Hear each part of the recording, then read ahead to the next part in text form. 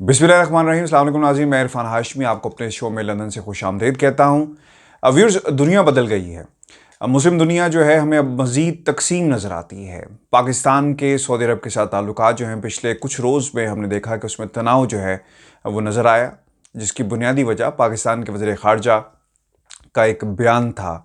और अब सिचुएशन ये है कि बहुत सारे सवालात उठाए जा रहे हैं सऊदी अरब और पाकिस्तान की दोस्ती को लेकर, खुसूसन उस वक्त जब मुत्तहिदा अरब अमारात का इसराइल के साथ जो है एक मुआहदा हुआ है। क्योंकि सऊदी अरब के इसराइल के साथ ताल्लुकात, भारत के इसराइल के साथ ताल्लुकात और भारत के सऊदी अरब के साथ ताल्लुकात जो हैं, इनको अगर हम इनका मुताला करें तो एक नया पर्सपेक्टिव हमें नज़र आता है पाकिस्तान की सऊदी अरब के साथ दोस्ती के हवाले से। और ख़ुसूसन पाकिस्तान के जो ताल्लुकात हैं वो चीन के साथ बढ़ रहे हैं। तो अब डायमेंशंस जो हैं वो चेंज हो रही हैं। पर्सपेक्टिव पाकिस्तान की दोस्ती का सऊदी अरब के साथ जो है वो तब्दील हो रहा है। और इंटरनेशनल जो पॉलिटिक्स है, अगर इसमें हम ये कहें कि आपके परमानेंट एनिमीज़ नहीं रहेंगे, अब ये जो न्यू वर्ल्ड ऑर्डर बनने जा रहा है तो गलत नहीं होगा। कुछ सवालात हैं जिनका जवाब जो है आप सब चाहते हैं कि आपको मिले। कुछ मैंने रिसर्च की है, कुछ यहाँ पर थिंक टैंक्स हैं जिनसे मेरी बात हुई, जो इंडिपेंडेंट पॉलिसी मेकर्स को जो है वो जितनी भी पॉलिसीज़ हैं उसे एनालाइज करते हैं और फिर ऑब्वियसली अपना जो ओपिनियन है पूरी दुनिया में जो है वो शेयर करते हैं। आपको बता दें कि इस वक्त जो सबसे बड़ा सवाल किया जा रहा है कि सऊदी अरब पाकिस्तान से क्या चाहता है, यानी पाकिस्तान से उसके क्या मुतालबात हैं। नंबर 2, क्या पाकिस्तान को आलमी सतह पर तनहा करने की जो है वो कोशिश की जा रही है, इस पर भी हम बात करेंगे। क्वेश्चन नंबर 3, पाकिस्तान की चाइना के साथ दोस्ती अमेरिका और मगरबी ताकतों को एक आंख क्यों नहीं भा रही। नंबर 4, ईरान की मुत्तहिदा अरब अमारात को धमकी क्या सूदमंद जो है वो साबित होगी।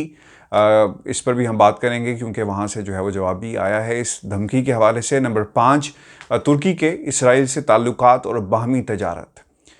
तुर्की का एक अपना रोल है, उनकी तजारत जो है वो हो रही है, इस पर भी हम बात करेंगे कि हमें किस ऐनक से जो है वो दुनिया देख रही है, और तुर्की जिनके ताल्लुकात हैं इसराइल के साथ, तो वहाँ पर क्या हो रहा है। नंबर 6, क्या मज़ीद अरब ममालिक इसराइल के कैंप में जो है वो शामिल होने जा रहे हैं। नंबर 7, क्या सऊदी अरब इंडिया का दोस्त बन जाएगा। और नंबर 8, मुस्लिम दुनिया 3 धड़ों में तकसीम, और ये 3 धड़े कौन से हैं इस पर भी हम तफसील से बात करेंगे। नंबर 9, क्या सऊदी अरब पाकिस्तान को हमेशा के लिए खो देगा। इस पर भी हम आज की अपनी इस वीडियो में तफसील से जो है वो रोशनी डालेंगे।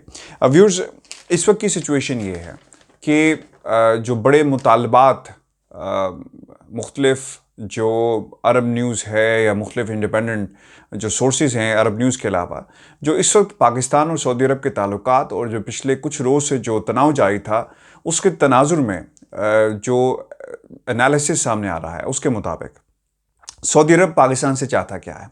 अब पाकिस्तान सी पैक का हिस्सा न रहे। कुछ लोग ये कहते हैं कि शायद क्योंकि प्रेशर बहुत है अमेरिका का सऊदी अरब के ऊपर, और हमने हालिया दिनों में देखा कि जब कोविड-19 लॉकडाउन पूरी दुनिया में हुआ, जो तेल की कंजप्शन थी वो नीचे आई, तो उस वक्त अमेरिका ने जो है वो प्रेशराइज़ किया सऊदी अरब को कि वो तेल मज़ीद जो है उसे मत निकाले, क्योंकि जो प्राइसेस हैं इंटरनेशनल मार्केट में वो बहुत बुरी तरह जो है मुतासिर हुई। तो एक वहाँ पर भी हमें टेंशन नज़र आई।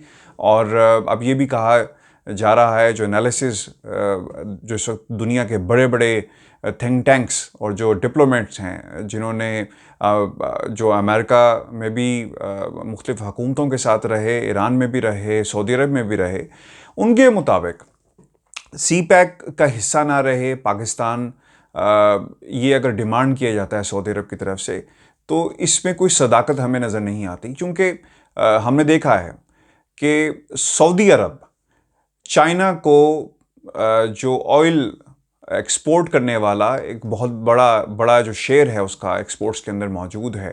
तो ये किस तरह मुमकिन हो सकता है कि पाकिस्तान सी पैक का हिस्सा ना रहे, ऐसी एक डिमांड जो है वो सऊदी अरब कर सकता है। तो इसमें कोई हकीकत नहीं है। दूसरी बात, इस चीज़ से भी हमें अंदाज़ा होता है क्योंकि इस इनिशिएटिव के अंदर सऊदी अरब ने ख़ुद जो है वो अपनी रज़ामंदगी ज़ाहिर की थी। वो चाहते हैं कि वो भी इस चीज़ का हिस्सा रहे क्योंकि उन्हें नज़र आ रहा है कि एशियन कंट्रीज़ के अंदर ये सी पैक जो है कितना इम्पॉर्टेंट रोल जो है वो प्ले करेगा। इसके अलावा चाइना बेल्ट रोड इनिशिएटिव का भी वो हिस्सा बनना चाहते हैं ताकि एशिया के अंदर जो है ट्रेड हो सके। आपको याद रखना होगा कि इस नैरेटिव के अंदर इसलिए भी सदाकत नहीं है कि ऐसी कोई डिमांड जो है वो की जाएगी या की गई है सऊदी अरब की तरफ से पाकिस्तान को मनाने के लिए, क्योंकि जहाँ तक सी पैक का ताल्लुक है सऊदी अरब ख़ुद जो है वो इसमें इंटरेस्ट शो कर चुका है।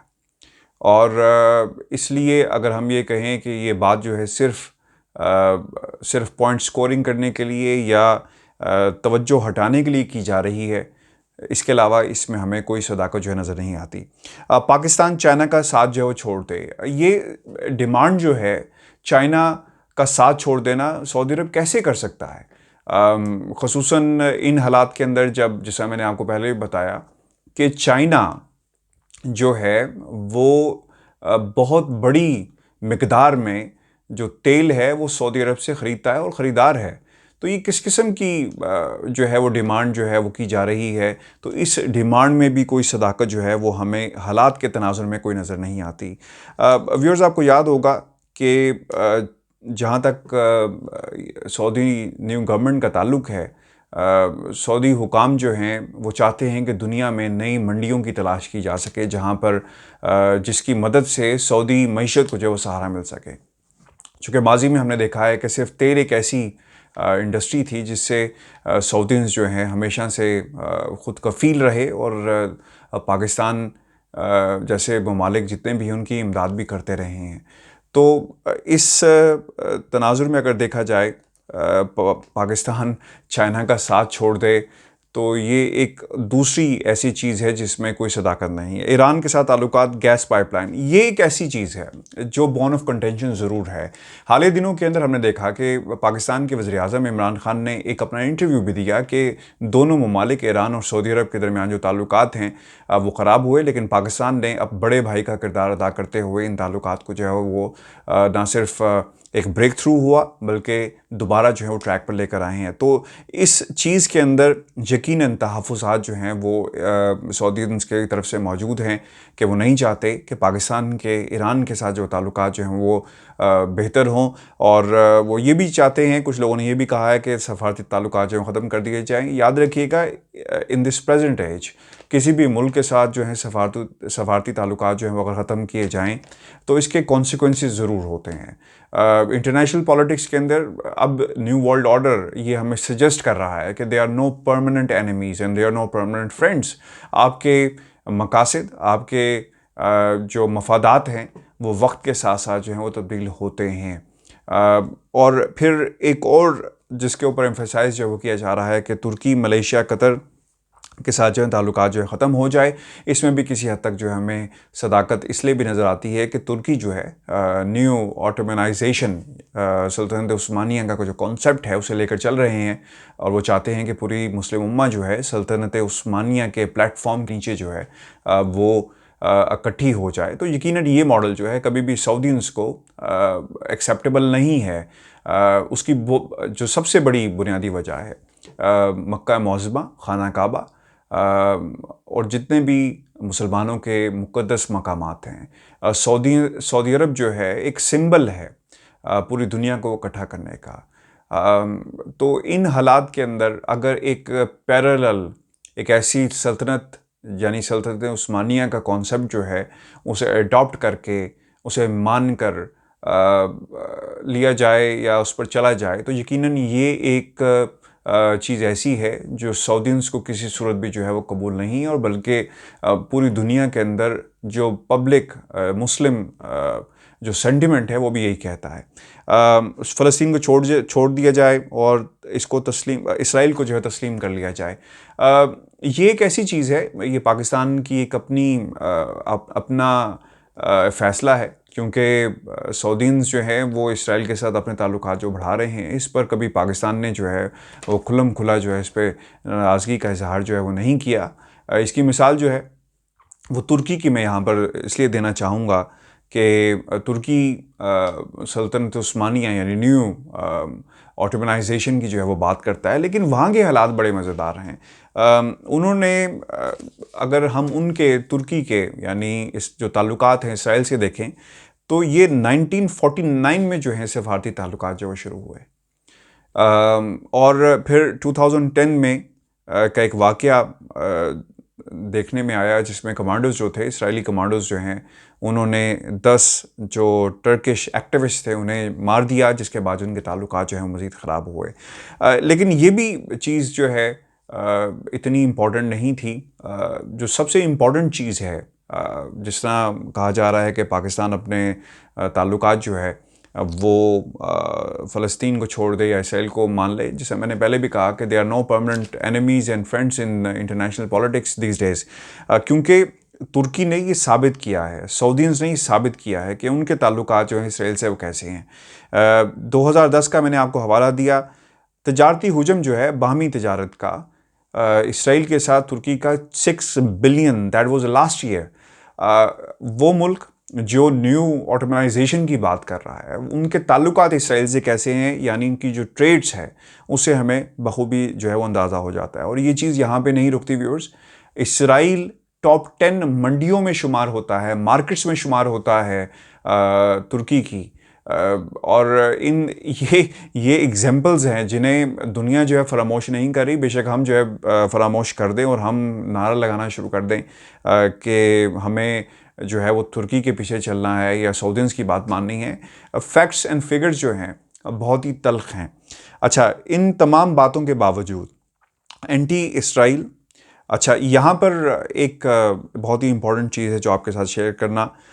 अभी हाल ही में एक सूफिया का जो है उसे मस्जिद में दोबारा जो है कन्वर्ट किया गया, बहाल किया गया, और वहाँ पे अज़ान भी हुई, और इसको जो है मुस्लिम यानी सल्तनत उस्मानिया का एक सेंटर पिलर जो है वो समझा जाता है, सेंटर ऑफ अट्रैक्शन है, न्यूक्लियस है, जिसकी एक अपनी जो है अहमियत है। पाकिस्तान के अंदर भी जो है इसको बहुत ही जो है वो कदर की निगाह से देखा गया, क्योंकि इससे आपकी जो पब्लिक सेंटिमेंट था, जो मुस्लिम पब्लिक सेंटिमेंट था, वो ये था कि हमने दोबारा जो है वहाँ पे अज़ान दी है, मुसलमान दोबारा वहाँ पर पहुँचे हैं, और इसमें जो है आपके ईमान का एक ताल्लुक़ आपको नज़र आता है। बिल्कुल ठीक है। और फिर तुर्की का एक बयान जो बहुत ही इम्पॉर्टेंट रहा है हाल के दिनों के अंदर, याद रखिएगा, बेसिस वही है न्यू ऑटोमनाइजेशन, उसकी बुनियाद पे कि हम मस्जिद अक्सा को जो है दोबारा आज़ाद जो है वो कराएंगे। तो ये एंटी इसराइली सेंटिमेंट्स हैं जो पाए जाते हैं इस हालिया गवर्नमेंट के, तुर्की के, लेकिन इसके बावजूद तजारत वहीं पे मौजूद है, और इनकी जो सफ़ारती ताल्लुकात हैं वो वहीं पे मौजूद हैं। एक इम्पॉर्टेंट चीज़, अगस्त 2013 में बरतानवी अखबार टेलीग्राफ ने जो दावा किया था कि तुर्की जो है हमास के 7 सीनियर ऑपरेटिव्स को जो है वो शहरियत देने जा रहा है, ताकि इसराइली शहरियों के ख़िलाफ़ इंतकामी कार्रवाइयाँ जो हैं वो की जा सकें। अच्छा, और आपको यहाँ पर जो इम्पॉर्टेंट चीज़ बतानी है कि हमास ने हमास को अमेरिका और यूरोपियन यूनियन से जो है इंटरनेशनल दहशतगर्द तंजीम जो है वो करार दिया हुआ है, और इसके अलावा रवां बर्स जो है फ़्लाइट सर्विस का भी जो है वो आगाज़ हुआ है। ये ताल्लुकात हैं तुर्की के इसराइल के साथ, और सऊदीज़ ने यकीनन वहाँ पर भी जो है फ़्लाइट सर्विस जो है उसका आगाज़, जो ताल्लुकात जो हैं वो बढ़ाए गए हैं, आने की इजाज़त जो है सऊदीज़ ने वो दी है इसराइल को। तो ये मौजूद हैं। इन तनाजुर के अंदर अगर हम ये कहें कि पाकिस्तान का क्या इनिशिएटिव होगा, पाकिस्तान को किस तरह आगे चलना है, तो ये हमें दूसरों की दोस्तियाँ या दूसरों की नाकामियाँ या दुश्मनी के तनाजुर से, उस ऐनक से जो है हालात को नहीं देखना चाहिए, बल्कि पाकिस्तान को इस वक्त ख़ित्ते में एक इंतहाई अहमियत जो है वो हासिल हो चुकी है। दुनिया में चाइना जो है एक बहुत बड़ी इकॉनमी यानी सुपर पावर के तौर पर जो है उभर रहा है। पाकिस्तान ने उसका साथ दिया है, और पाकिस्तान को जो है अपने कार्ड्स बहुत ही सेंसिबल प्ले करने पड़ेंगे। इस दोस्ती और इस कुछ एक बयान अगर वज़ीर ख़ारजा की तरफ से आता है, उस बुनियाद के ऊपर सऊदीज़ के साथ जो है हम अपने ताल्लुकात जो हैं वो ख़राब नहीं कर सकते। अब व्यूअर्स, इसकी दो बड़ी वजूहात हैं कि पाकिस्तान के ताल्लुकात जो हैं सऊदीज़ के साथ जो ख़राब क्यों नहीं हो सकते। एक तो दिफा, सऊदीया कभी भी नहीं चाहेगा कि अब पाकिस्तान जो है उनके साथ उनके ताल्लुकात ख़राब हों, क्योंकि पाकिस्तान की फ़ोर्सेस वहाँ पे मौजूद हैं। पाकिस्तान 41 जो लेड बाय पाकिस्तान के साबिक आर्मी चीफ़ जनरल रहील शरीफ साहब जो हैं, उन्होंने एक अलायंस बनाया। फिर आपको ये बता दें कि पाकिस्तान हमेशा से कोऑपरेशन अस्करी तौर पे करता रहा है, फोर्सेस को ट्रेनिंग पाकिस्तान देता है, ह्यूमन रिसोर्स प्रोवाइड करता है। तो उसका क्या होगा अगर पाकिस्तान सऊदीन से पीछे हट जाता है? तो यकीनन उनका जो डिफेंस है वो मुतासिर होगा। इस वक्त पाकिस्तान की एक बहुत ज़्यादा अहमियत है और ये जो टेंशन थी ये ख़त्म हो जाएगी और इसका जो है वो कोई नामो निशान जो है वो नहीं रहेगा। आपको ये बता दें कि अगर ताल्लुकात ख़राब होते हैं और जिस तरह लोग कह रहे हैं कि पाकिस्तान का तेल बंद हो जाएगा, पाकिस्तान का तेल कभी बंद नहीं होगा, याद रखिएगा। हाँ, हमें शायद नकद जो है पैसों पे लेना पड़े, ये ज़रूर हो सकता है। पाकिस्तान का तेल कभी भी बंद नहीं होगा। वो लोग ये जो धमकी देते हैं कि जी सऊदीज़ ऐसी धमकी देंगे, कभी नहीं हो सकता। दूसरी चीज़ें, हमारी इमदाद बंद हो जाएगी। हाँ, इमदाद बंद हो सकती है और वो भी सिर्फ कुछ अरसे के लिए है। ऐसा नहीं है कि पाकिस्तान जब नेगोशिएशंस की टेबल पे आए, मनाने पे आए, दो भाई अगर नाराज़ हो गए हैं तो यकीनन ये रास्ता कोई ना कोई निकलेगा जिसमें सऊदीज़ के साथ हमारे ताल्लुकात जो हैं दोबारा बहाल होंगे।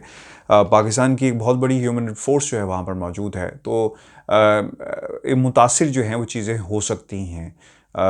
लेकिन फ़िलफ़ौर सऊदीज़ की जो इकॉनमी है और ख़ित्ते की जो सूरत हाल है, इसको मद्देनज़र रखते हुए सऊदी अरब कभी भी पाकिस्तान से जो हैं वो अपने ताल्लुकात ख़राब नहीं करेगा। नाज़रीन, याद रखिएगा, सिर्फ़ अमेरिका के कहने पर ये सब कुछ हो जाए ऐसा भी नहीं मुमकिन।